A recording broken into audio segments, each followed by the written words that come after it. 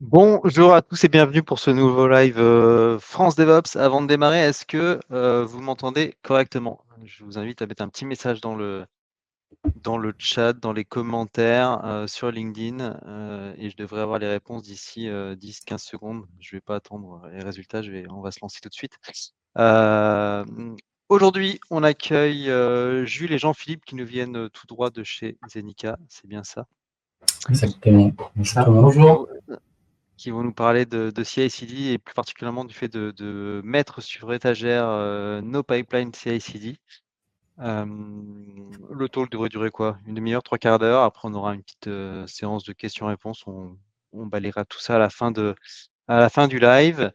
Et puis, moi, je reprendrai peut-être la parole à la fin pour annoncer les prochains événements. Tout à fait.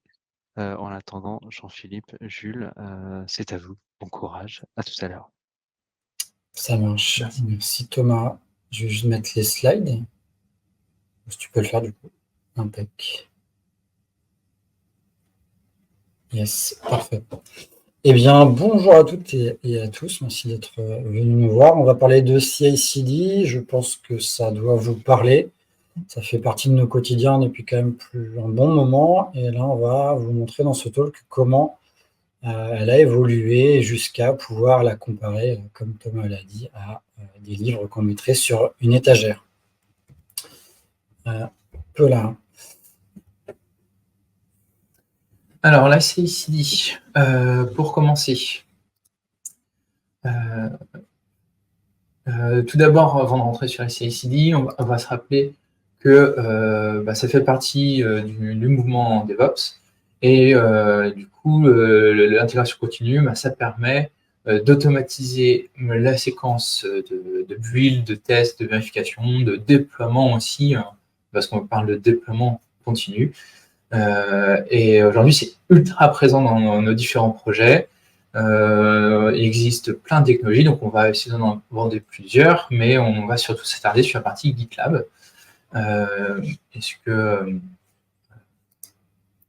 Du coup, je ne sais pas, est-ce que là, on peut utiliser les commentaires du coup du live. Je ne sais pas qui fait déjà, quel est votre lien avec la CI/CD. Est-ce que vous créez des nouveaux pipelines? Est-ce que vous faites parfois des modifications dessus? J'espère pour vous, en tout cas, que la question qu'il y a de la CI sur des projets, vous êtes tous d'accord. Donc, n'hésitez pas à mettre un petit mot sur le chat. On les lira dans la suite. Et puis, du coup, aussi, si vous utilisez au quotidien GitLab, parce que comme Jules l'a dit, on va faire un focus dessus. Moi, du coup, avant de commencer, je vais vous montrer un petit projet que j'ai fait. Voilà, c'est un petit projet. Je regarde juste si vous voyez bien le bon écran. Yes, je vais peut-être zoomer un petit peu. Voilà, moi, un projet Java, je suis développeur Java. Je me suis dit que j'allais faire un peu de test. Voilà, je change. Un peu de test, je vais packager mon application et puis je vais le déployer. Alors, le déploiement, je vais le voir un peu plus tard. Là, je suis vraiment sur un nouveau projet, mais tu as vu, Jules, franchement, c'est une belle, un beau, joli projet, on va dire, un beau démarrage. Je vérifie juste le changement d'écran. Donc voilà, donc du test, du package d'application, c'est quand même assez simple. Hein. Franchement, c'est une belle application. Je m'appelle Jean-Philippe Baconnet, je suis consultant en Zenica Nantes, comme Thomas l'a dit, et puis je fais pas mal de choses diverses et variées à côté. Et moi, c'est Jules Agostini, je suis ambassadeur R2 DevOps, consultant DevOps aussi pour Zenica. Alors, Jean-Philippe, dans ton projet, est-ce que tu as pensé au cache? Comment tu gères le cache dans tout ça? Ah oui, le cache, ouais. Bah, alors c'est vrai que moi, là, c'était mon projet rapide, un nouveau projet. J'en ai déjà fait avant. Peut-être pouvoir vous montrer, mais en gros, voilà. Je sais que ça ressemble à ça. Je vais vous montrer. Alors, je vérifie juste le retour. Alors, du coup, je crois que j'ai plein de projets. J'en ai trouvé un cache. Voilà, bon, configuration de cache. Bon, je ne vais pas le faire maintenant, mais j'y penserai. Je le mettrai dans mon nouveau projet. Je ferai un petit copier-coller et puis je pense que ça devrait aller, je pense. Ouais, ok. Ouais, d'accord. Okay. Donc en fait là, bon, c'est un petit troll ce qu'on vient de faire. Du coup, il y a pas mal d'outils de CI/CD. On en a pas mal, hein, des GitLab, il y a du Concours, du GitLab, du Jenkins, du CircleCI. Comme je l'ai dit, on va faire un focus sur la partie GitLab. Et en fait, le copier-coller, on en fait quand même beaucoup dans la CI/CD. Enfin, moi, pour être passé sur Ah ouais, il faut qu'on change d'écran, pardon. Hop. Pour avoir fait utiliser un peu ces différents outils de CI/CD, ça se passe un peu toujours comme ça. Et du coup, bon, là, vu qu'on fait le focus GitLab, peut-être que Jules, tu peux nous présenter quelques notions GitLab. Ouais. Et je vais voir sur le commentaire si voilà, donc il y a des gens qui ont fait de la CI/CD. Ok, très bien. Donc, on va peut-être pouvoir aller un peu plus rapidement sur cette partie-là. Ouais, pour simplement faire un récap, quand même, pour donc, le vocabulaire basique de GitLab, on parle d'une pipeline pour parler de la suite d'exécution d'une séquence qu'on veut faire pour notre projet. Donc là, dans l'exemple que vous avez à l'écran, on effectue des tests, on package, on déploie, puis après, on va avoir un certain nombre de jobs dedans. Donc du coup, on parle de stage, donc quand on veut parler de grandes étapes. Et après, dans un stage, on peut avoir un ou plusieurs jobs, et c'est ce job-là qui va effectuer une action derrière. Et l'action, comment elle est écrite, ça va être un script, et potentiellement, on peut utiliser des variables pour pouvoir personnaliser un petit peu l'action que notre job va effectuer. Donc là, on a une déclaration à l'écran, une déclaration de variable simple, avec la balise variable dans le fichier. Et on a aussi une possibilité qui est d'utiliser les paramètres, donc aller dans les paramètres de votre projet et renseigner du coup des variables aussi, cette fois-ci au niveau projet. On va pouvoir choisir si une variable doit être étendue, donc elle va faire appel à une autre variable, tout simplement, ou est-ce qu'elle va être protégée pour n'être utilisée que sur vos branches protégées. Et maintenant, dernière nouveauté aussi, c'est le fait de sécuriser, de cacher le token. Donc, vous ne pouvez pas le modifier par la suite, donc ça, c'est plutôt pratique. Voilà, donc ça, c'est le bref récap donc, du basique pour l'intégration continue de GitLab. Alors du coup, au niveau de la CI/CD, côté GitLab, je ne sais pas ce que vous en pensez, mais du coup, pour nous, la CI/CD, c'est quand même une courbe d'apprentissage assez rapide. C'est-à-dire que là, vous voyez, dans le premier exemple que j'ai montré, on voit qu'on est capable de s'occuper d'une API back-end, par exemple, on va faire des tests, on va pouvoir faire du package. En fait, on voit qu'on peut rapidement faire quelque chose. Bien sûr, ce sera perfectible. Derrière, notre CI elle va être lisible. Tout à l'heure, je vous ai montré 3 jobs. C'est assez parlant, je pense, de dire qu'on allait faire du test, du packagement et du déploiement. Alors oui, pour certains, ça peut gêner, c'est du YAML. Voilà. Bon. Après, en tout cas, le YAML, c'est un fichier textuel qu'on peut lire avec n'importe quel éditeur. Voilà, c'est assez simple, je trouve. Par contre, on peut avoir beaucoup aussi d'archéologie lorsqu'on arrive sur des nouveaux projets. Quand on arrive sur un projet qui a 1 an ou 2, on va voir que les personnes qui ont mis en place la CI/CD avaient leur contexte du moment, ils ont effectué des actions qui correspondent à leurs besoins. Et quand on arrive après entre guillemets, la bataille, on peut avoir quand même un peu d'archéologie à faire, parce qu'on peut avoir différentes façons de le faire. Mais en tout cas, c'est un constat qui est fait. Et on a quand même très peu de documentation dans la CI/CD. Alors, je ne sais pas si vous faites beaucoup de documentation. En tout cas, moi, c'est clairement pas mon cas. Quand comme on a vu tout à l'heure, mon fichier, il avait un job assez parlant, donc je n'avais pas besoin de mettre de documentation. En tout cas, c'est l'avis que j'avais quand j'ai créé le projet. Mais ce qui est pratique aussi, c'est qu'on a le Pipeline Editor, donc un outil de GitLab qui permet de vérifier la syntaxe de nos pipelines, de nos fichiers YAML. Et ça, clairement, c'est quand même appréciable et très utile pour développer ou corriger des pipelines de CI/CD. Alors par contre, parce que oui, il y a des inconvénients aussi, c'est que ça peut vite être illisible ou compliqué à suivre. Tout à l'heure, je parlais d'architecture, d'archéologie dans la CI/CD. Là, par exemple, on peut avoir un exemple qui, du coup, ne fait que 19 lignes, ce qui n'est pas beaucoup pour un projet de CI/CD, mais on voit qu'on a des syntaxes un peu différentes. C'est-à-dire que là, on va inclure des fichiers qui vont être soit dans mon même projet, donc là, on voit que le fichier s'appelle test.build.yaml, donc on imagine ce que ça peut faire. Mais on peut aussi aller récupérer des pipelines de CI/CD qui sont dans d'autres projets. Donc là, on voit que c'est un projet de sécurité, donc on se doute que ça va faire quelque chose dans ce sens-là, et qu'on va récupérer la CI/CD d'un encore un sous-package qui s'appelle Backend Security. Donc pour mon API Java, ça me paraît quand même être plutôt intéressant d'avoir ce job de sécurité. Et derrière, on a aussi la référence à une version de CI/CD sur une équipe de déploiement. Donc là, ok, donc j'ai récupéré des fichiers qui viennent de plusieurs sources différentes. Quand c'est sur mon projet, je peux y avoir accès. Donc, entre guillemets, il suffit de changer de fichier. Mais dès qu'il s'agit de fichiers de CI/CD qu'on utilise dans d'autres projets, on peut être amené à avoir des problématiques d'accès au répertoire. Ça peut arriver, des équipes qui protègent leurs fichiers, donc on ne sait pas ce qui se passe. Donc on sait qu'il faut les appeler. Peut-être parce qu'un référent de ces équipes nous ont dit votre API, elle doit être sécurisée, et on veut la déployer sur le cloud, donc mettez ces fichiers-là. Mais derrière, dès qu'on va avoir la moindre erreur, en fait, il va falloir qu'on aille solliciter ces équipes. Autre inconvénient, c'est qu'il y a beaucoup d'attributs. Alors, c'est positif d'avoir beaucoup d'attributs. On prend l'exemple des rules. Quand on prend les rules pour savoir, pour conditionner l'exécution de notre job, on peut avoir pas mal de choses.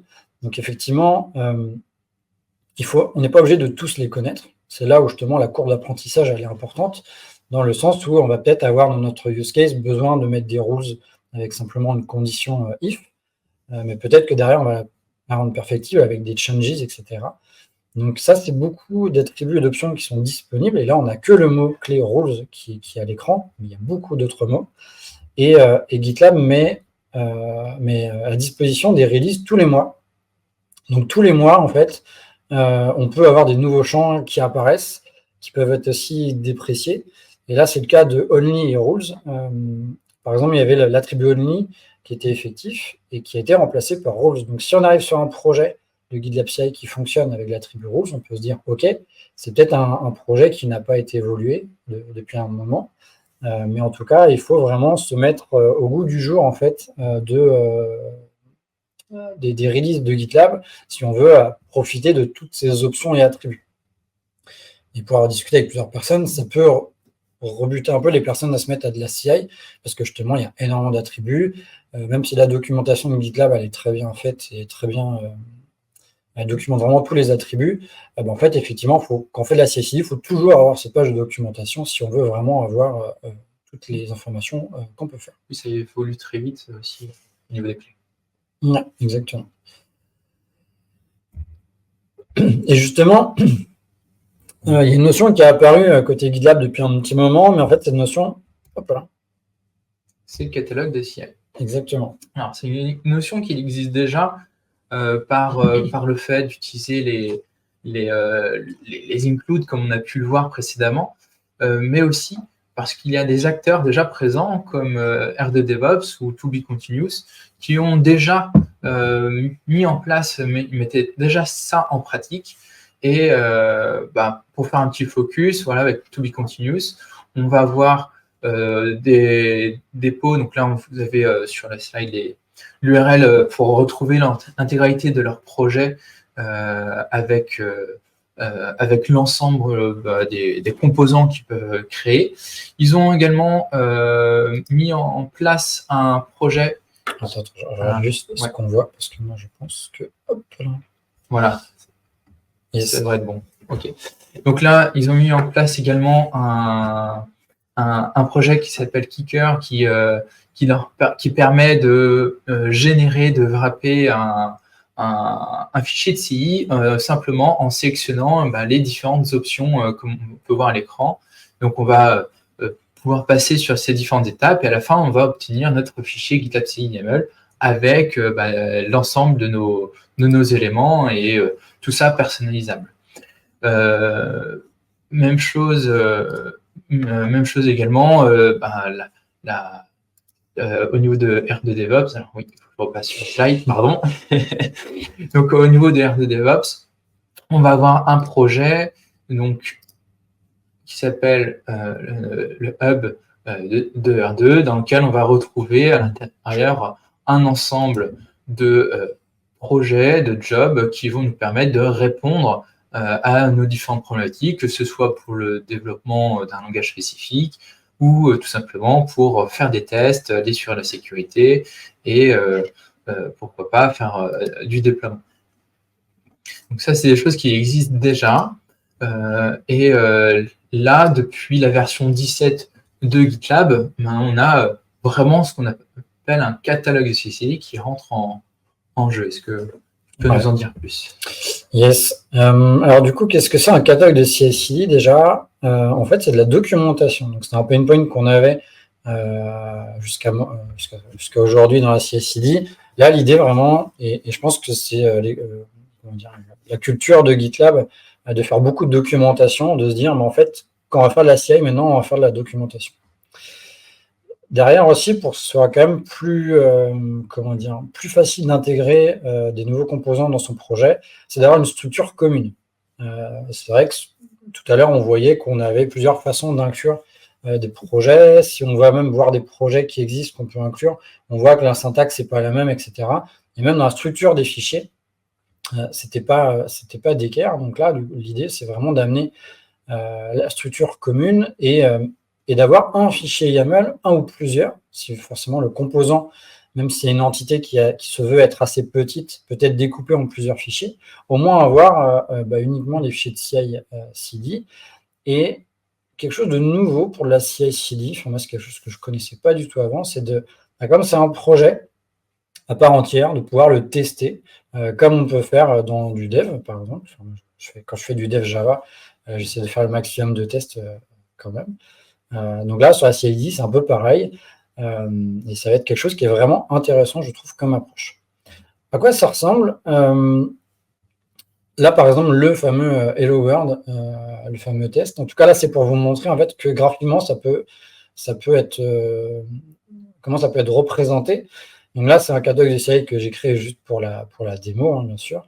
En fait, là, dedans, on va voir le composant et on va pouvoir avoir une description rapidement. Donc, on va pouvoir avoir un peu l'objectif du catalogue, donc quelque chose qui est assez intéressant. Donc, comme j'ai dit, c'est un catalogue que moi, j'ai initié. Donc, en fait, si vous voulez vous amuser à le retrouver, vous allez le retrouver. Hein. Je vous déconseille de l'utiliser, ça ne fait pas grand-chose. Mais en tout cas, si vous voulez faire des tests, le catalogue est disponible, donc ça c'est quelque chose qui est assez sympa. Et bien sûr, en fait, GitLab a mis en place des catalogues eux-mêmes, et en fait, on peut les identifier avec leur petit tanuki, j'ai perdu le mot, qui est visible sur la suite du composant. Donc ça permet aussi d'avoir la légitimité dans l'utilisation de ces catalogues de CI/CD. Donc là, on voit que la description elle est quand même un peu plus complète que mon Hello World de tout à l'heure, et on peut voir qu'à l'intérieur de ce catalogue, on a plusieurs composants de CI/CD qui sont dedans. On a aussi des partenaires côté GitLab, notamment Google par exemple. Et quand ils vont initier des catalogues de CI/CD, en fait, on va avoir une petite coche, un peu comme on peut voir sur les différents réseaux sociaux, comme quoi c'est un partenaire de GitLab et que, pareil, ça amène une légitimité qui est assez intéressante. Et du coup, là, on voit que ce composant de catalogue permet de faire du déploiement d'images dans l'artefact. En fait, ils en ont créé pas mal. Hein. GitLab est partenaire de Google est partenaire de GitLab depuis 2022, pardon. Donc, ils commencent à mettre pas mal de composants pour déployer notamment vos projets sur l'infrastructure. Comment ça se représente? C'est un fichier YAML, hein, je l'ai dit. Alors, je vais vous montrer pour éviter le slide, ça va être plus parlant. Voilà, je regarde juste si vous voyez bien. N'hésitez pas à mettre dans les commentaires si vous voulez que je zoome ou pas, ou que j'agrandisse la fenêtre. C'est possible. Donc, en tout cas, voilà mon catalogue de CI/CD. Comme on a vu, contient de la documentation. Voilà, j'explique l'objectif de ce composant. Bon, ok, il n'y a pas grand-chose. Mais par contre, ce qui est intéressant, c'est de voir, c'est qu'on montre comment inclure. Donc, si par exemple, vous voulez l'utiliser, vous pouvez directement le copier-coller et vous verrez comment vous verrez votre projet en fait avec ces jobs-là. Et ce qui est vraiment intéressant, c'est d'avoir les inputs. L'idée, c'est d'avoir des composants qui soient réutilisables dans différents contextes. Donc là, en fait, on va définir des variables, des inputs, avec aussi des variables par défaut. Sous-entendu, d'autres variables vont être obligatoires. Et c'est là où ça commence à être intéressant aussi, mais je crois qu'on en parle après, donc je ne vais pas trop en parler. Et en fait, là, juste avec cette partie-là, cette documentation-là, donc c'est du README, hein, fait dans du Markdown, on peut voir comment récupérer. On voit comment on récupère le composant, ce que fait le composant et quelles sont les variables qu'il faut renseigner ou pas, si seulement les variables par défaut vous conviennent. Donc, au niveau du fichier, comment ça se passe? Donc, on a le README. On a, du coup, ça on en parlera après aussi. On a en fait un répertoire template. Donc, c'est là où c'est la norme des catalogues de CI. On voit notre template qui est ici, donc affiché YAML. Et on retrouve du coup le fonctionnement. Donc là, le job, il va faire un hello world, sauf que le world, je voulais le mettre en paramétrage, enfin en paramètre. Et en fait, on retrouve cette syntaxe avec le mot-clé spec input, où on peut définir nos 3 variables, comme vous avez pu voir sur la documentation.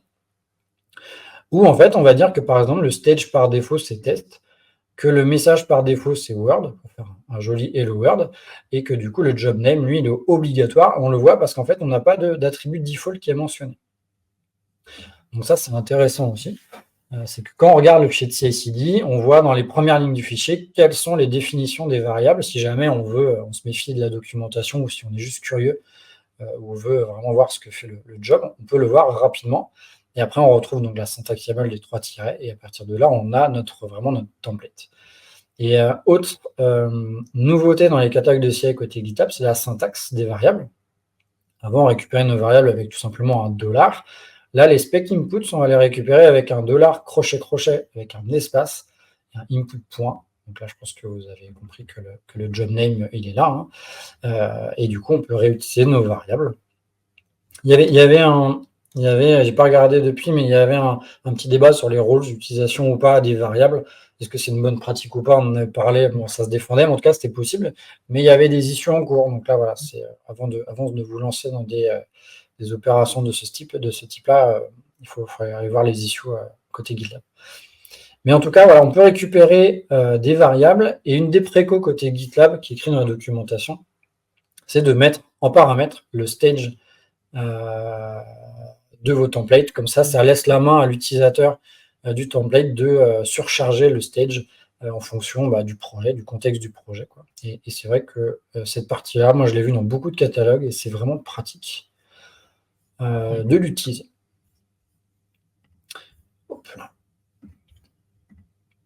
Et comment on l'intègre? Tout simplement, en fait, on va l'intégrer avec un include component et on va mettre les inputs qu'on veut mettre. Donc là, voilà, je définis un stage Houston, un job name aussi Houston, et du coup avec un message, et du coup on voit que le job a bien pris en compte mes paramètres. Là, ça paraît un peu magique, mais c'était le fonctionnement. Alors du coup, les avantages de ce catalogue, est-ce que vous voyez bien le bon écran? Oui. Les avantages, c'est que du coup, ça c'est quand même très visible et partageable. C'est-à-dire que OK, on peut créer des catalogues, on peut les identifier quand on parcourt les projets de GitLab CI, enfin les projets dans GitLab, mais on a aussi la petite étiquette CI/CD Catalog Project. C'est-à-dire que quand vous créez un projet dans GitLab qui veut être un catalogue de projet, en fait, dans les settings de votre projet, vous allez dire est-ce qu'il est privé, interne ou public, mais aussi il y a une petite coche catalogue de CI/CD. À partir de là, il apparaît du coup dans le catalogue. Donc à partir de là, dans le catalogue qui est disponible à l'URL que j'ai mis ici, et en fait, vous pouvez aller rechercher pas mal de choses. Donc là, si vous faites l'exercice de faire Hello World sur cette page-là, vous verrez qu'on est plein à avoir créé des composants Hello World. Mais en tout cas, voilà, il y a beaucoup de choses. L'avantage, c'est la structure commune. Donc on voit un fichier Markdown pour la documentation, un fichier de YAML de GitLab CI.YAML, on en discutera juste après, qui va être nécessaire pour votre catalogue. Et après, vraiment le cœur de votre composant de CI/CD va être dans le répertoire template. Et du coup, on a de la documentation, comme je l'ai dit, donc ça c'est vraiment quelque chose qui est très important. Et on a du versionning, c'est-à-dire que là, on peut avoir de la versionning.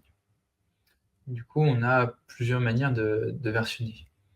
On a la recommandation de GitLab qui est d'utiliser du coup l'attribut release et de pouvoir faire utiliser tout simplement peut-être un autre composant qu'on va pouvoir intégrer dans l'intégration continue de notre propre composant pour pouvoir générer une nouvelle version. Et on a une autre possibilité aussi, c'est le projet Semantic Release. Est-ce que tu veux en parler? Ouais. C'est un projet qui du coup se base sur les commits pour créer des releases pour vous. Et l'idée, c'est que derrière, il va fait, c'est un projet qui s'adapte avec des plugins, qui permet de faire différentes typologies de projets, mais par défaut, il va prendre le projet, il récupère le commit et il va créer une release en utilisant le semver. C'est ça. Et du coup, avec ces deux projets, par exemple Semantic, on peut aussi générer des release notes. Donc ça nous permet aussi comme ça de publier dans la section release de notre projet les différences qu'il y a eu entre chaque version. Et ça rajoute aussi de la documentation, parce que derrière, qui dit versionning des CI/CD dit mise à jour à effectuer. Et du coup, quand on va aller se dire, tiens, là, on voit une version 1.0 à l'écran, mais peut-être que j'aurai une version 2, quel est le contenu de cette release? Donc en termes de documentation, c'est aussi important d'avoir des release notes qui sont générées. Notre composant devient testable. Alors, on l'a vu dans la nomenclature attendue par GitLab d'un composant. On a un répertoire template pour définir l'intelligence de notre composant, ok. Mais comme c'est un projet à part entière, on va aussi mettre dans notre projet finalement un fichier GitLab CI.yaml. Ce fichier GitLab CI va nous permettre, comme on l'a dit, de créer des versions, mais on va pouvoir le rendre testable. Et dans les pratiques recommandées par GitLab, c'est commencer par vérifier s'il y a une description au projet. Pourquoi? Parce que l'objectif, c'est de pouvoir partager son composant, de pouvoir aussi le partager soit en inner source aussi au sein de son entreprise. Donc, il faut pouvoir rapidement savoir à quoi correspond le projet. Donc là, l'objectif, c'est de créer un job qui permet de le vérifier, qu'il y a bien une description associée. On a aussi des vérifications au niveau des fichiers. Typiquement, là, j'ai un check changelog qui va me permettre de vérifier que j'ai bien un fichier changelog de générer pour avoir l'état de suivi, l'historique des versions. J'ai un check readme parce qu'on veut de la documentation, on veut savoir comment l'utiliser, on veut avoir un récap des inputs qu'on peut paramétrer. Donc l'objectif, c'est de valider qu'on ait bien ce fichier de présent et bien sûr le template CI, donc c'est s'assurer que nos fichiers YAML du composant soient dans le répertoire template, donc que ce répertoire existe.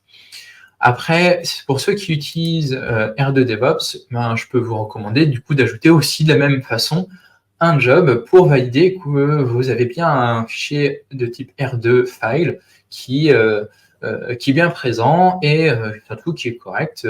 Ça vous épargnera du coup de repasser dessus plus tard. Donc ça, c'est pour rendre le composant testable, mais d'un point de vue finalement vérifier la structure du projet.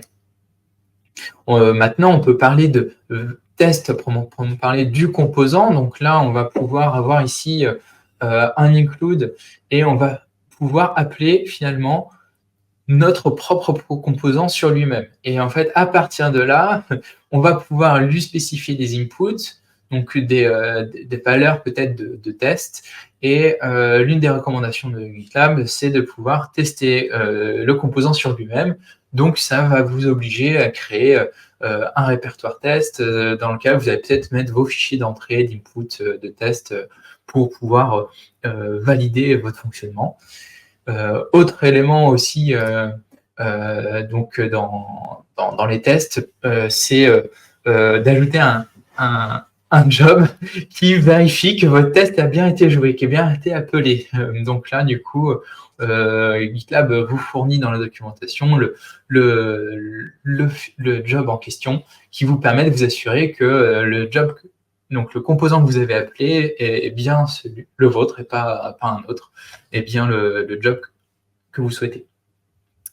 Voilà, donc ça c'est peut-être à réfléchir, la pertinence, mais voilà, dans les recommandations. Aujourd'hui, la littérature côté test, elle est toute à créer, parce qu'il n'existe pas aujourd'hui de littérature précise de comment tester son composant. Il n'y a pas de framework de test du composant, comme on pourrait voir des frameworks de test pour les applications tiers.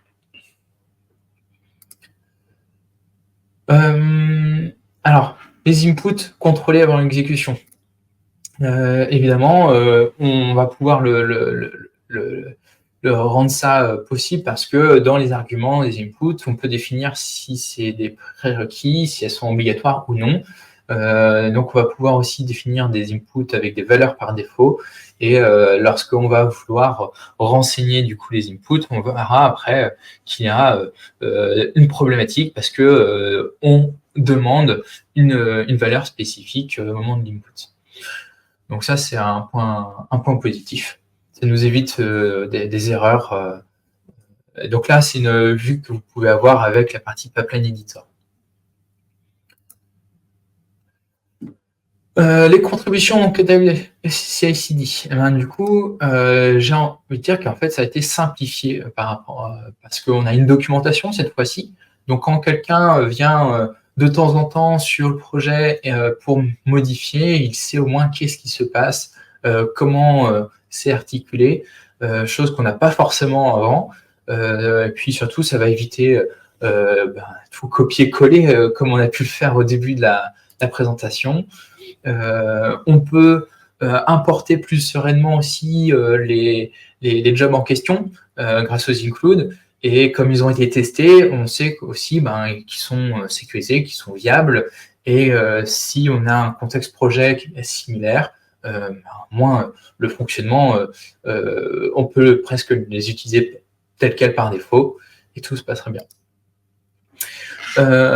Aussi, le fait qu'on puisse versionner notre catalogue, versionner notre job, ça va nous permettre aussi de ne pas impacter les projets. Typiquement, on va utiliser un composant avec une certaine version. Moi, je vais pouvoir mettre à jour sur une branche de développement mon composant, je vais le tester dans mon coin, et puis quand ce sera bon, je vais créer une nouvelle version. Tout ça, en fait, ça aura été neutre, et je n'aurais pas eu à impacter le projet de production. Et après, je pourrais l'importer dans une branche de test du projet pour valider que la nouvelle version n'a pas d'impact. Voilà, c'est des process qu'on peut mettre en place. Donc, je trouve ça beaucoup plus facile à maintenir au quotidien.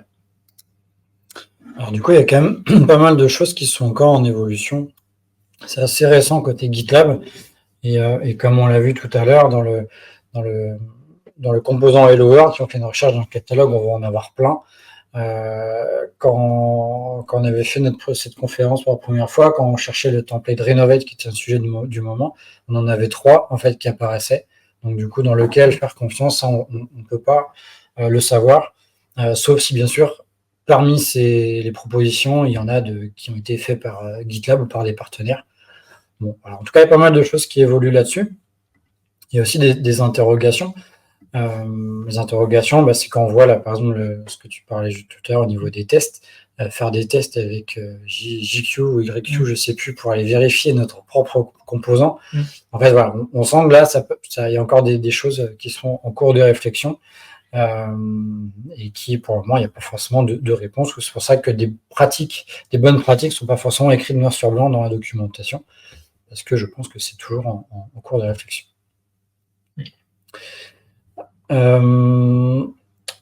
Du coup, effectivement, notre CI/CD, ok, il y a des catalogues, mais ça emmène quand même pas mal de problématiques. Par exemple, dans les variables de CI/CD, Jules t'en parlait tout à l'heure, on peut en mettre un peu partout. Moi, j'ai des projets sur lesquels j'ai mis des variables sur mon projet, sur mes groupes de projets. Et comme j'ai plusieurs groupes de projets, je m'amuse à mettre pas mal d'informations. Voilà, donc si par exemple, le cas du token, je vais le modifier. En fait, il faut que je pense à me dire dans quel groupe de projet j'ai intégré mon token. Donc en fait, on se rend compte que forcément, on se rend compte quand ça ne marche plus, mais ça arrive tout le temps. Quand mettre en place des catalogues, effectivement, c'est intéressant. Derrière, moi, les composants, je les mets sur pas mal de mes projets. Mais est-ce que, en tant que mainteneur de catalogue de CI, est-ce que je sais qui m'appelle? En fait, actuellement, on ne peut pas le savoir. Donc ça, c'est clairement une problématique. Et puis bon, les secrets, effectivement, normalement, on n'en met pas dans la CI/CD, normalement, mais bon, finalement, si, on fait quoi. Par expérience, on sait qu'on ne devrait pas le faire, mais on le fait quand même si c'est temporaire, on le fait. C'est ça. Et en fait, et puis, voilà, on n'a pas forcément, c'est du vue général de l'ensemble des éléments. Donc ça, c'est ce qui va nous manquer. Et c'est là que R2 DevOps arrive un petit peu pour compléter ça.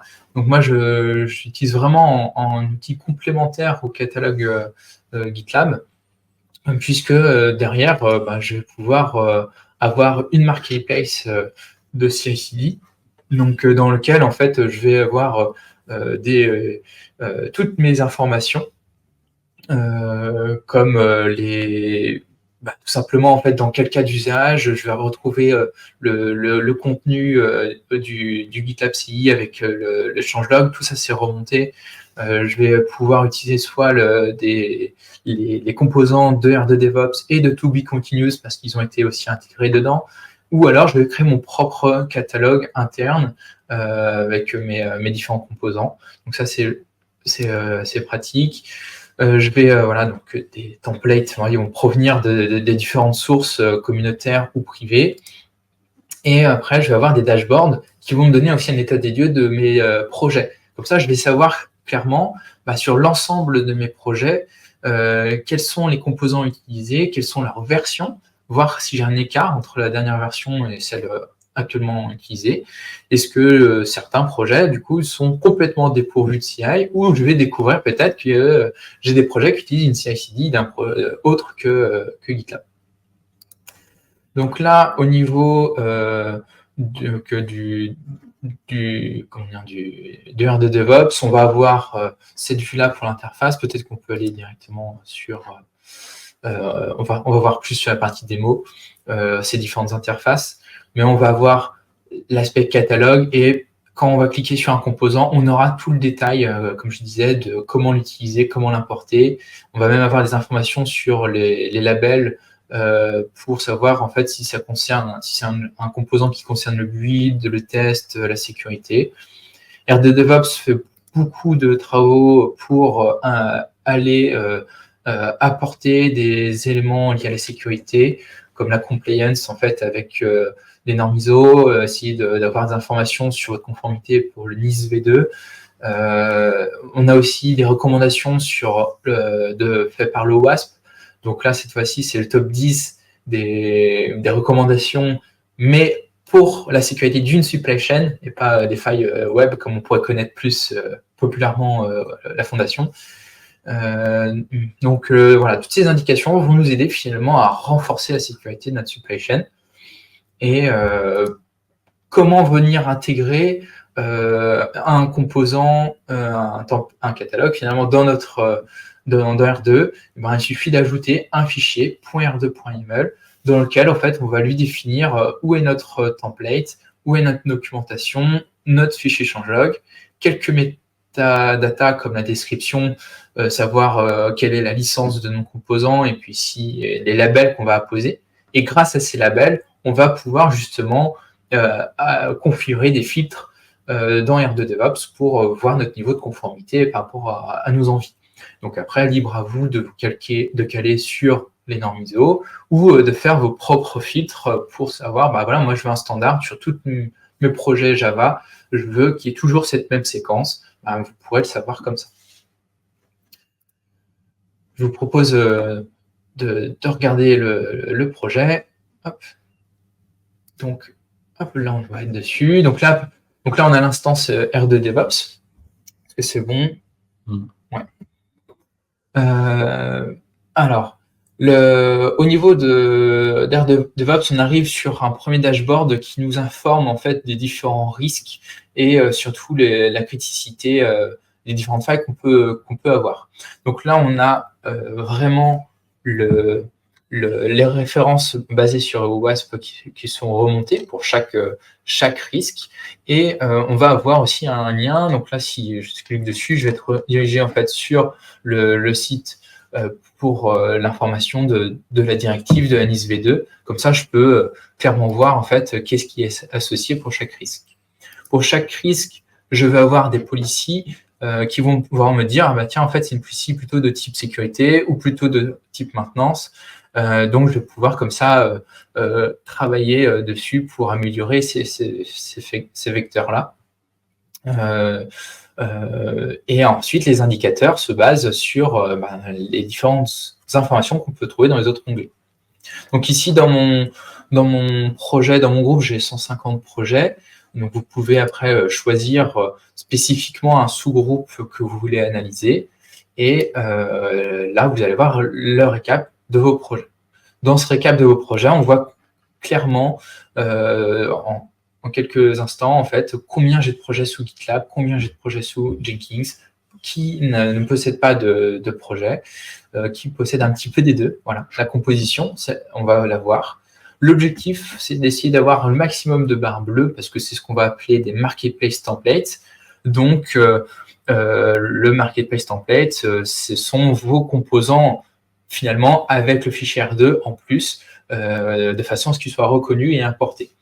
Et après, on va parler de l'étape intermédiaire, donc c'est le système de template qu'on pouvait avoir avant l'arrivée des composants, donc avec un simple include d'un fichier YAML tiers.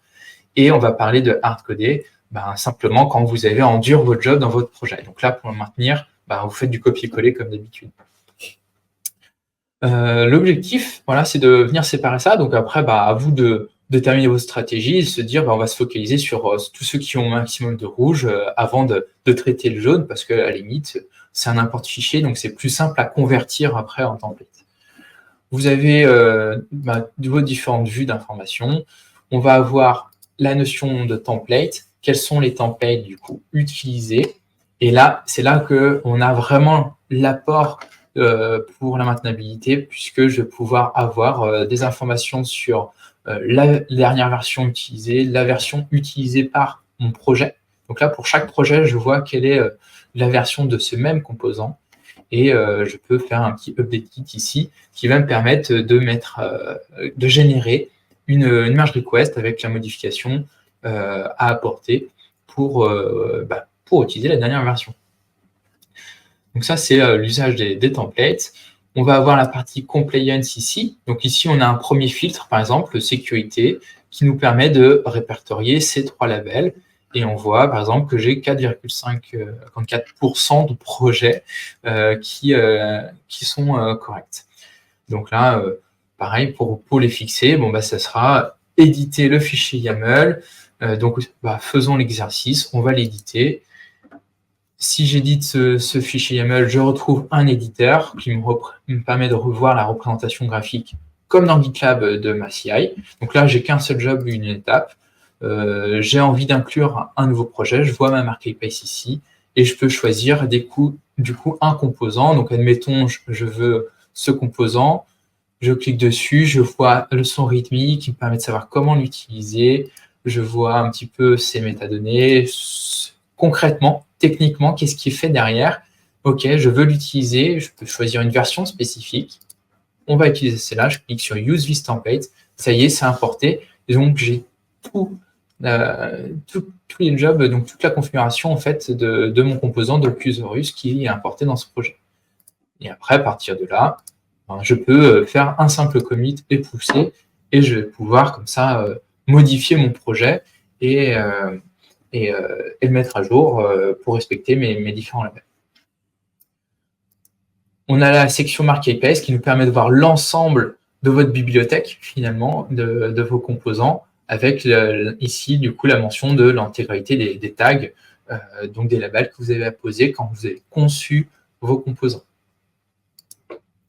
Voilà un petit peu les grandes parties et la partie sécurité. Donc, comme on disait, par exemple, les fameux secrets, savoir, tiens, j'ai 2 secrets qui ont été retrouvés dans mon fichier YAML ou dans mon projet, je vais pouvoir les révéler, je vais pouvoir savoir à quelle ligne ils sont disposés.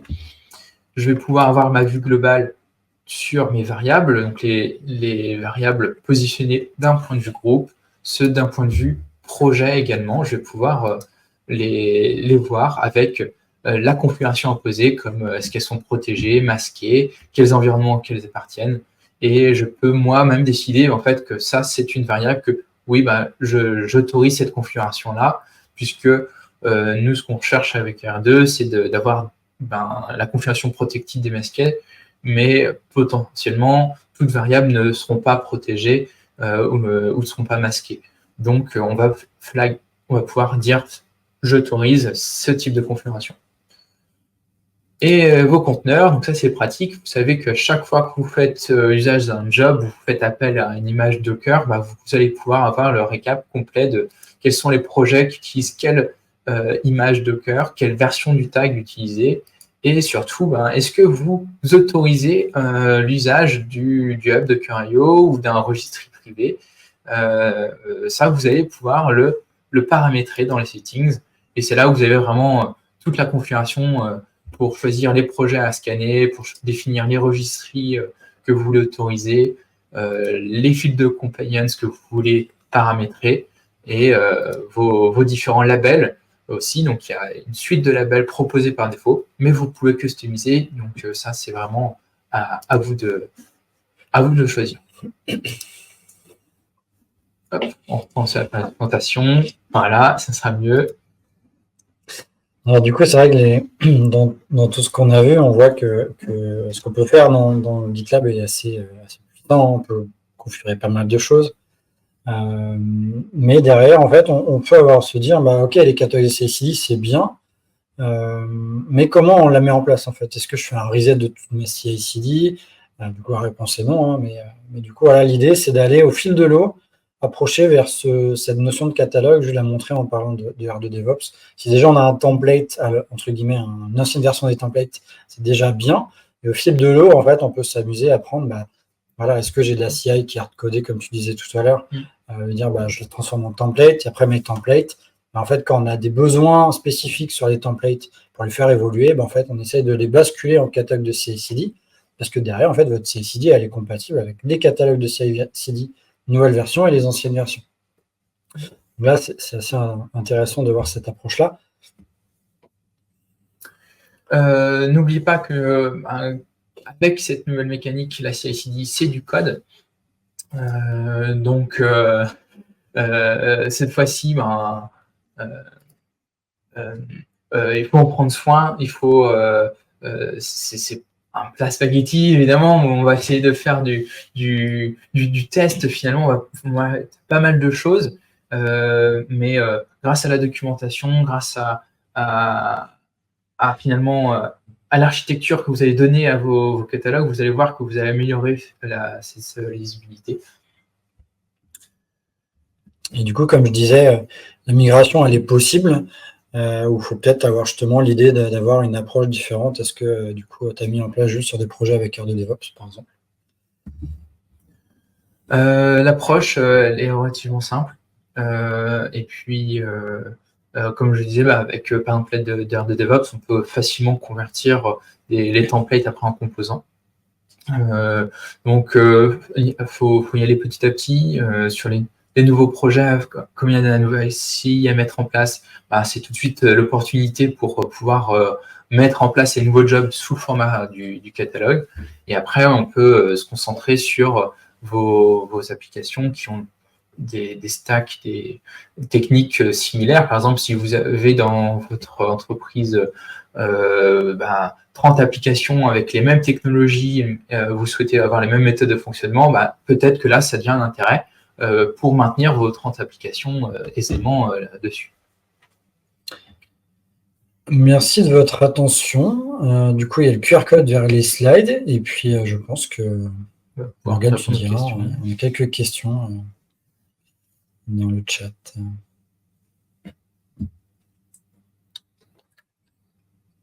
Merci beaucoup, Jean-Philippe, Jules.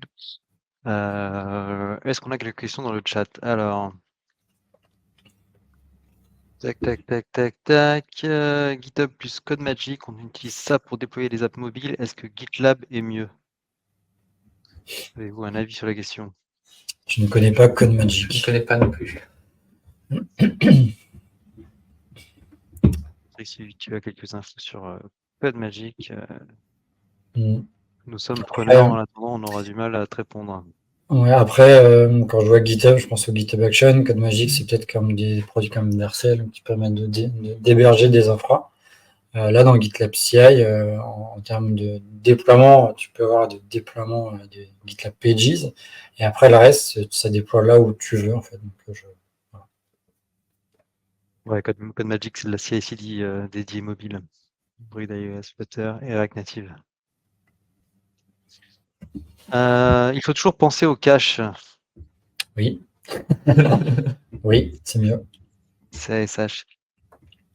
Au début, on peut avoir des projets qui marchent sans cache, hein, mais derrière, en fait, on voit que derrière, la CI/CD, ça a quand même un coût par rapport à, justement à la consommation des runners et peut-être des coûts de stockage des runners. Donc, avec un cache, les pipelines vont aller plus vite, vont peut-être coûter moins cher. Donc, il faut toujours y penser. Merci. Et on a une question d'Anthony qui demande si l'outil pourrait devenir compatible avec d'autres outils, tels qu'Azure DevOps. Est-ce qu'aujourd'hui on est sur L'outil, donc je pense que tu parles d'heure de DevOps, je Azure DevOps, suppose. certainement, ouais. Alors, dans leur roadmap, c'est pas prévu pour tout de suite, mais je sais que ils avaient l'envie d'aller sur GitHub. Donc maintenant, il y a Aurélien qui dans le chat, donc il fera une joie de répondre si jamais tu as un impératif, Anthony, voilà, tu peux lui demander. Ils sont très réactifs, en tout cas, au niveau des nouvelles features, des demandes de features. Et en effet, Aurélien qui nous dit de prendre soin de nos pipelines, c'est ici. Il ne voit pas d'amour. Pas d'autres questions dans l'immédiat. Est-ce que je vais aller faire un petit tour sur LinkedIn en parallèle dans les commentaires, parce que parfois le live en loupe certaines. Commentaires.